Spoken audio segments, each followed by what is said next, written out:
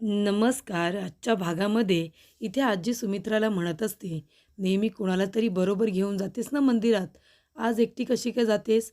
कुणाला तरी बरोबर घेऊन जा." सुमित्रा म्हणते, "अगं कुणीच घरामध्ये नाही आहे माझ्याबरोबर यायला. मग कुणाला घेऊन जाऊ?" तेवढ्यात ऐश्वर्या तिथे येते. तेव्हा आजी म्हणत असते, "ती बघ माझी गुंडी आली. ये, ये गुंडी इकडे ये.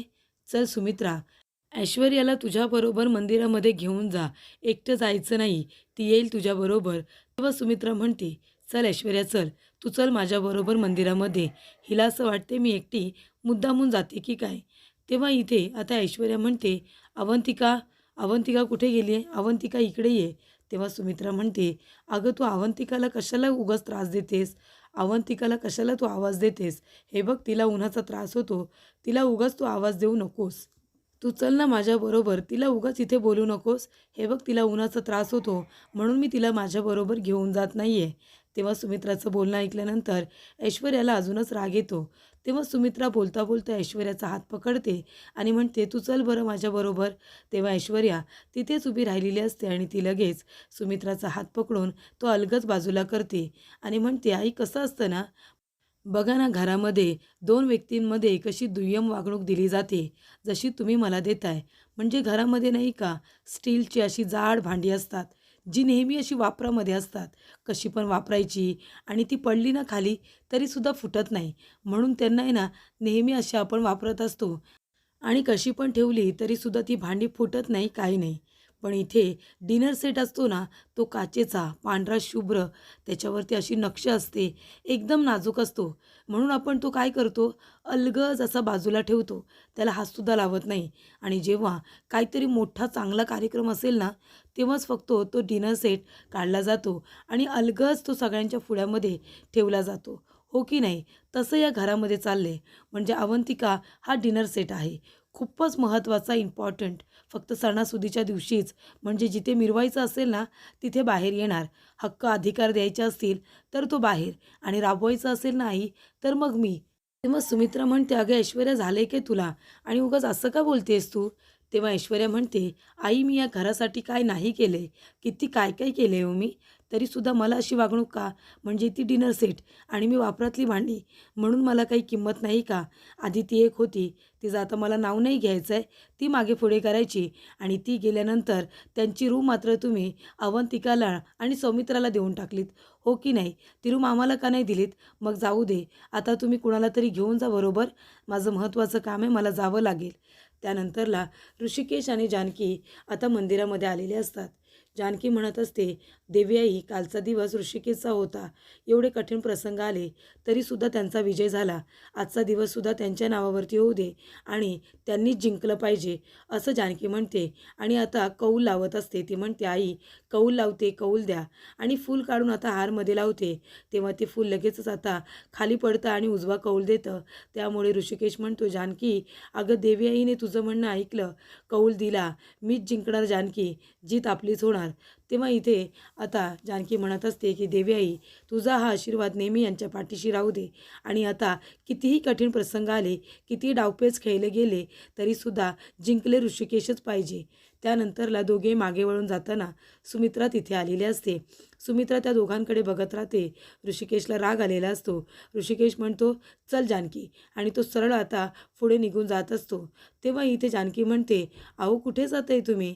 तुम्ही देवी आईचा आशीर्वाद घेतलात आणि ह्या आईचा आशीर्वाद कोण घेणार? हे बघा, आज तुमचं फायनल आहे आणि आईंचं दर्शनसुद्धा आपल्याला झालं आहे. तेव्हा तुम्हाला जर जिंकायचं असेल तर त्याच्यामध्ये आईंचा आशीर्वाद खूपच जास्त मोलाचा ठरेल. तेव्हा आई, हे बघा, राग रुसवे असतील ते आपण बाजूला ठेवूया. इथे ऋषिकेश आता काल तर जिंकलेत, सेमीफिनालेपर्यंत फायनलमध्ये सुद्धा आलेत.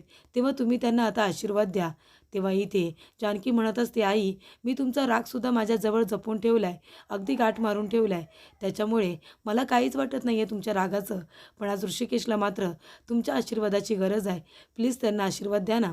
तेव्हा इथे सुमित्रा आता ऋषिकेशच्या खांद्यावरती हात ठेवायला येणार. तेवढ्यातच ऋषिकेश म्हणतो, "जानकी, मला कुणाच्याही आशीर्वादाची गरज नाही आहे. देवी आईचा आशीर्वाद आहे ना माझ्या डोक्यावर, बास झाला मला तोच. बाकी मला कुणाच्याही आशीर्वादाची आता गरज नाही आहे जानकी." तेव्हा इथे आता जानकी म्हणते, "अहो असं काय करताय? त्या तुमच्या आई आहेत." तेव्हा ऋषिकेश म्हणतो, "माझी आई मेली, माझी आई जिवंत नाही आहे. त्याच्यामुळे आता माझी कुणीही आई नाही आहे, म्हणजे आता मला कोण आई नको आहे सुद्धा. देवी आई कसं म्हणजे आधी जवळ करायचं, नंतर परकं करायचं, असं करत नाही गं. तिने एकदा जीव लावला की लावला. आणि आता माझी कुणीच आई नाही आहे. त्या घरामध्ये जे राहतात त्यांची आई आहे ती. बाकी मला आता कुणीच नाही आहे. म्हणजे जिवंत असलेली माणसंही मेल्याप्रमाणे कधीतरी आपल्या जीवाला खूपच मोठा घाव देऊन जातात आणि आता मला दुसरा घाव सहन करायची ताकद नाही आहे.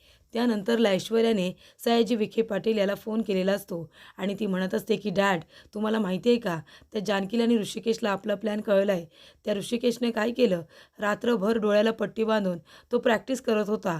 कारण त्याला कळलेलं आहे की तो प्रतापराव त्याच्या डोळ्यामध्ये नक्कीच काहीतरी टाकेल त्याला हरवण्यासाठी आणि म्हणूनच त्याने ही प्रॅक्टिस केली आहे ना. तेव्हा सयाजी विखे पाटील म्हणतो, अगं ऐश्वर्या, त्याला काय करायचं आहे ते करू दे, पण आपण सुद्धा कमी आहोत का? पंचा आपल्या बाजूने आहे.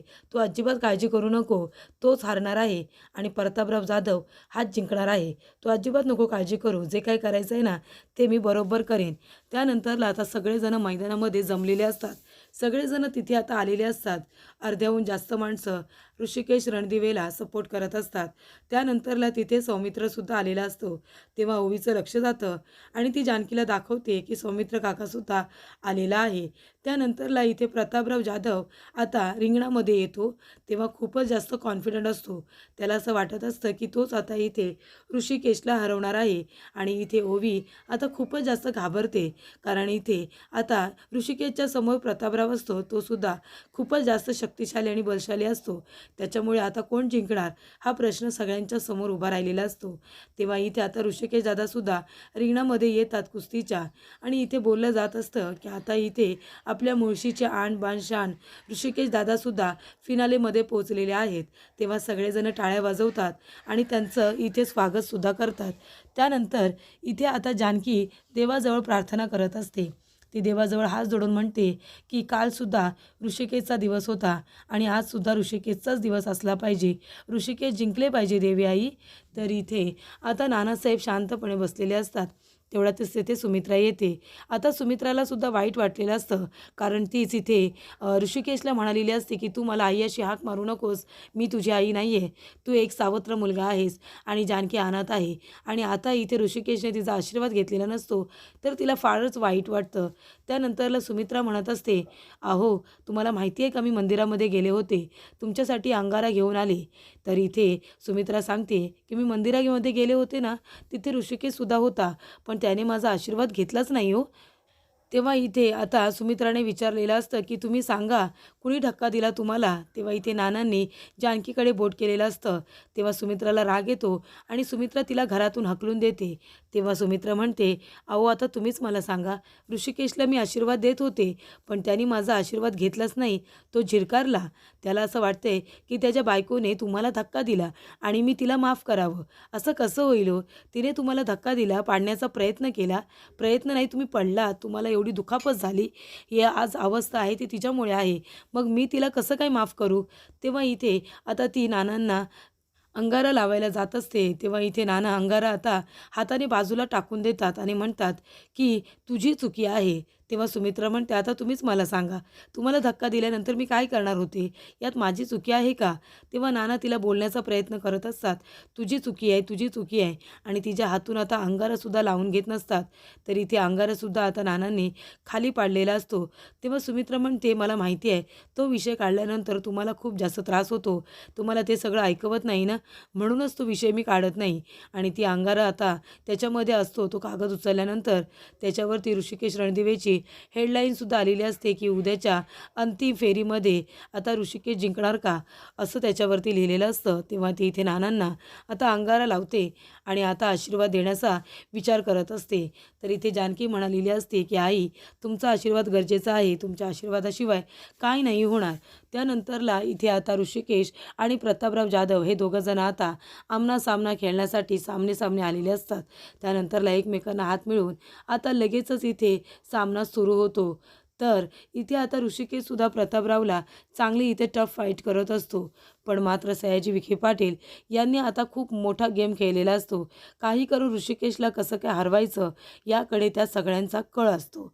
तरी ते जिंकण्यापेक्षा आता ऋषिकेशला हरवण्याची स्पर्धा जास्त असते. तेव्हा इथे सौमित्राला तर माहिती असतं कितीही काहीही केलं तरी जिंकणार तर मात्र ऋषिकेश दादा, आणि म्हणून तर तो तिथे त्याला सपोर्टसुद्धा करायला आलेला असतो आणि त्याची इच्छासुद्धा असते की ऋषिकेश दादाने जिंकलं पाहिजे, कारण त्याने खूप मेहनत घेतली. तर इथे जानकी म्हणत असते की देवी आई, ऋषिकेश आधी स्वतःसाठी खेळत होते, म्हणजे त्यांची हौस आहे, त्यांची इच्छा होती म्हणून खेळत होते, पण आता ते आपल्या मुलीसाठी, त्यांच्या ओवीसाठी खेळतायत. तिला चांगलं आयुष्य देता यावं म्हणून जीवाचं रान करतायत, त्यांना यश द्या. तेव्हा इथे आता देवी आईकडे प्रार्थना करत असते जानकी. पण इथे प्रतापराव जाधव आता ऋषिकेशला उचलतो आणि मागच्या मागे आपटतो. तेव्हा त्याला खूपच जोरात मार लागतो. जानकी जोरात ओरडते ऋषिकेश, आणि ओवीसुद्धा आता आवाज देते, बाबा बाबा उठा ना. तर इथे ऋषिकेश आता पडलेला असतो, पण त्याला आता सगळं काही आठवतं, त्या घरामध्ये त्याचा आणि इथे जानकीचा झालेला अपमान. सारंग म्हणत असतो, अरे तुझ्या बायकोने आमच्या नानांना धक्का दिला, त्यांना खाली पाडलं, तरीसुद्धा तू तुझ्या बायकोचीच बाजू घेतोयस. अरे काय झालंय काय तुला दादा? तरी इथे जेव्हा शर्वरी म्हणते की वहिनी अगं तू अशी वागशील या गोष्टीवरती आमचा विश्वास बसत नाही आहे, आता तुझ्या बाजूने मी कधीच नाही बोलणार, तू हे सगळं केलंस, तुझ्यामुळे नानांची अवस्था झाली. जेव्हा इथे सुमित्रा म्हणत असते, जानकी या घरातून आत्ताच्या आता चालती हो, तेव्हा ऋषिकेश म्हणत असतो, अगं आई. तेव्हा सुमित्रा म्हणते, नाही अजिबात नाही, तू मला आता आई अशी हाक मारायची नाही. मी तुझी आई नाही आहे, तू सावत्र मुलगा आहेस या घरातला, आणि जानकी तू अनाथ आहेस, तुझं कुणीच नाही आता, कळलं ना. तरी इथे ओवी म्हणत असते की बाबा आपण कुठे जायचं, आपलं दुसरं घर आहे का. तेव्हा तिथे गुलाब भेटतो आणि गुलाब म्हणतो की चला आता आपल्या घरी चला, आणि ऋषिकेश ओवीला घेऊन आता तिथे जातात. त्यानंतरला ओवीला झोप येत नसते. ओवी म्हणते, आई अगं इथे किती गरम होतं आहे आणि मच्छरसुद्धा चावत आहेत, माझी पाठणसुद्धा आता खूपच जास्त दुखायला लागली, मला बॅक पेन होतं आहे, मला झोप येत नाही आहे. आणि ऋषिकेश जिथे जिथे इंटरव्ह्यूला जातो तिथे तिथे तिला रिजेक्शन मिळतं, कारण सयाजी विखे पाटील यांनी सगळ्या मुळशीमध्ये सांगितलेलं असतं की ऋषिकेशला कुणीही नोकरी द्यायची नाही, नाहीतर त्यांच्या बायका पोरांचं काही खरं नाही आहे. त्यानंतरला इथे आता ऋषिकेशला ते सगळं आठवतं आणि तो जिद्दीने परत उठून उभा राहतो. तेव्हा इथे ओवी म्हणत असते, बाबा बाबा. ती छान पद्धतीने इथे आता ऋषिकेशला मोटिवेट करण्याचं काम करत असते. एक मुलगी आपल्या वडिलांना कधीच हारताना बघू शकत नाही, आणि म्हणूनच इथे आता ओवीला माहिती असतं की ऋषिकेशने जिंकण्यासाठी खूप मेहनत घेतलेली आहे, आणि आता ओवीचे आणि जानकीचे दिवस चांगले आणण्यासाठी इथे ऋषिकेश आता लढतोय. त्याच्या इथे जीवाची बाजी लावली आहे त्याने, कारण ओवीला त्याला दिवाळी सण आता चांगला साजरा करून द्यायचा असतो, आणि म्हणूनच तो हे सगळं करत असतो. तरी इथे सुमित्रा आता डोक्यावरती चादर वगैरे घेऊन आलेली असते, जेणेकरून तिला कुणीही बघू नये म्हणून तीसुद्धा इथे सपोर्ट करायला आलेली असते. तर इथे जवळजवळ आता ऋषिकेश प्रतापराव जाधवला हरवतच असतो. तो आता त्याची पाठण मातीवरती म्हणजे जमिनीला टेकवणार, तेवढ्यातच इथे पंचातला एक माणूस आता सयाजी विखे पाटील यांच्या बाजूने असतो. तो मध्येच इथे सिट्टी वाजवतो. तेव्हा इथे लगेचच जानकीला खूप जास्त राग येतो, कारण इथे पाठण आता लावायच्या आधीच इथे सिट्टी वाजवलेली असते. जर ऋषिकेशने थोडी ताकद लावून जर पाठण जमिनीला लावली असती तर ऋषिकेश जिंकला असता, हा सामना इथेच क्लोज झाला असता. पण सयाजी विखे पाटील यांनी आता पंचसुद्धा विकत घेतल्यामुळे पंच लगेच मध्येच बघतो, तर इथे प्रतापराव जाधव आता जिंकायला जाणारच असतात. पण ऋषिकेश आता पेटून उठलेला असतो, आणि त्यांनी लास्ट मोमेंटला इथे आता प्रतापराव जाधव याला आता हरवणार असतो. त्याची पाठण आता जमिनीला लावणार, तेवढ्यातच पंच आता सयाजी विखे पाटील यांच्या बाजूने असतो, त्यामुळे शिट्टी वाजवतो. तेव्हा जानकी म्हणते, हे काय केलं तुम्ही, सांगा ना काय केलं, तुम्ही चिटिंग करताय ना. आता इथे ऋषिकेश जिंकणार होते तर तुम्ही लगेच चिटिंग करून इथे सामना क्लोज व्हायच्या आधीच तुम्ही शिट्टी वाजवली. असं करू नका, मी तुम्हाला आधीच सांगते. तुम्ही सगळेजण एकमेकांना मिळाला आहात, मला सगळं माहिती आहे, पण उगाच इथे चिटिंग करू नका. तेव्हा सयाजी म्हणतो, हे काय चाललं आहे तुमचं, इथे आम्ही कुणाला विकत घेतलेलं नाही आहे, हा आमना सामना आहे, इथे स्वतःच्या ताकदीने लढायचं असतं, कळलं का, इथे आम्हाला ह्याच्यात खेचू नका. तेव्हा आता ऋषिकेश तिथे येतो. जानकी म्हणत असते, ऋषिकेश बघा ना, हे लोक चिडतायत, किती तो खोटेपणा, तर पुढील भागामध्ये आपण बघूया. इथे आता डोळ्यामध्ये पावडर गेल्यामुळे इथे जानकीने ठरवल्याप्रमाणे ती टाळ्या वाजवत असते आणि ऋषिकेश प्रतापराव जाधवला इथे चांगली धूलसुद्धा चाटत असतो. त्याला चांगला हरवण्याचा त्याचा प्रयत्न चालूच असतो. पण इथे ऐश्वर्याला आता कळलेलं असतं की जानकी टाळ्या वाजवून ऋषिकेशला हिंट देते. तेव्हा जानकी सगळ्यांना म्हणते की चला चला टाळ्या वाजवा, टाळ्या वाजवा, बघा ना काय खेळतोय तो. त्यानंतरला सगळेजण आता जोरजोरात टाळ्या वाजवतात. तेव्हा इथे जानकी आता टेन्शनमध्ये येते. ती म्हणते अरे देवा, काय करू मी आता ऋषिकेशपर्यंत पोहोचण्यासाठी. तेव्हा इथे प्रतापराव जाधव ऋषिकेशला दिसत नसल्यामुळे तो त्याला उचलून उचलून आता आपटत असतो. जानकीचा जीव आता कासावीस झालेला असतो, कारण तिला काही करून इथे आता ऋषिकेशला हरवून सुद्धा द्यायचं नसतं. त्यामुळे ती आता विचार करत असते की मी ऋषिकेशपर्यंत कशी जाऊ. ओवीसुद्धा म्हणत असते बाबा उठा ना बाबा, कारण तिलासुद्धा आपले वडील हे जिंकायलाच हवे असतात. म्हणून तर ती इथे जीवाच्या कळेच्यापासून ती ओरडत असते आणि ती ऋषिकेशला चेअरअप करत असते. तर इथे ऐश्वर्या आता खूपच जास्त कटकारस्थानं करत असते. जानकी आता ऋषिकेशकडे जाणार तेवढ्यातच पाय मध्ये आणते आणि जानकीला पाडते. तेव्हा इथे जानकीच्या बांगड्यांचा आवाज आता ऋषिकेशला गेलेला असतो आणि तो तिला ओळखतो आणि म्हणतो की जानकी. तेव्हा जानकी आता बांगड्यांचा उपयोग करणार असते.